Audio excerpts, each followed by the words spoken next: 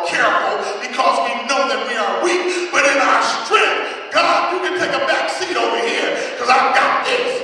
God, I know how to handle this situation because this I can do. This is my strength. I know how to do this. And sometimes that's where you can make your greatest failure. That's right. People that are really, really compassionate, that really love people and really have a helpful spirit in nature, they can fail in that because they will become enablers. Because they do love so much and they do care so much and they do want to help so much, sometimes you can help too much. Amen. Sometimes love says that the best thing for me to do is to take my hands off of you. Quit rescuing your children out of their trouble all the time.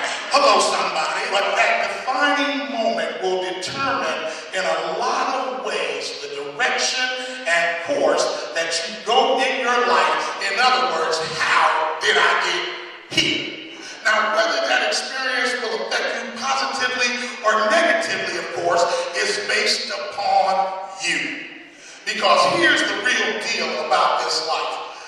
How tall you are, how your nose is shaped, the texture of your hair, your skin color, your tone, your intellectual capabilities, all of that you had no control over.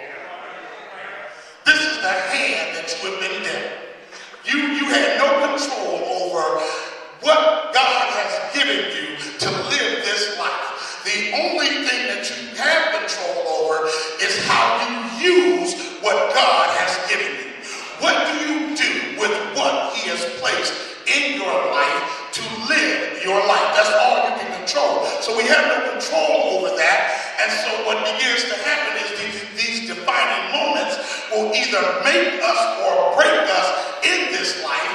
In other words, taking those tools, those gifts, those talents that God has given us and using it to the best of our ability by a strong effort and work ethic. It all depends upon what people pour into it.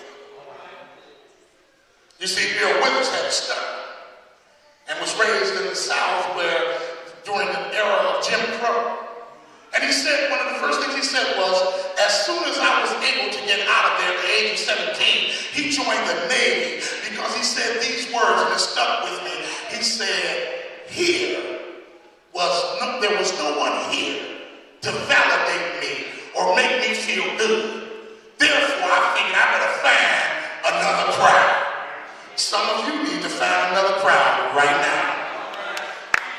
Some of our teens need to find another crowd, because if you have friends and acquaintances in your life that are not building up your life, then you need to be away from them.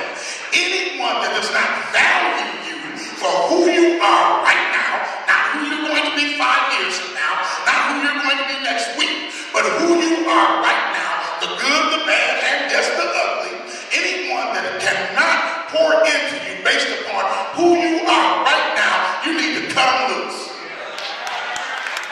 They need to be out of your circle, because life is hard and then you do die. I don't need to add to my pain of living this life by surrounding myself around folk that are not trying to build me up, but pull me down. Say amen.